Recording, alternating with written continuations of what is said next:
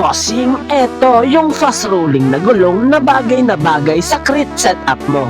Eto bossing, yung napaka-affordable lang na CST tire. Iba pa rin kasi talaga bossing yung forma ng bike kapag yung tire na gamit mo ay bagay na bagay sa build mo. Tulad nito na 29er 2.10 na yung sukat. Kaya naman talagang pasok na pasok sa criterium setup. Magaan na rin bossing na maipapadyak dahil yung gulong ay fast rolling na rin. Tapos sa forma naman ay talaga namang hindi rin pahuhuli. Dahil sa tindig niya ay kita mo naman bossing na napaka-solid na rin. Makapal na rin bossing yung knobs nito, kaya naman talagang sure akong aabot sa'yo ng ilang taon to. Kaya naman bossing, overall ay sulit na sulit talaga dito bossing yung ibabayad mo. Dahil naman sa murang halaga at makakatipid ka ay mabibuild mo na yung crit build na dream bike mo. Kaya ikaw bossing, eto na yung sign para etong gulong na rin yung bilhin mo. Mag-iiwan na lang ako dyan ng basket para pare-parehas tayo bossing merong ganto.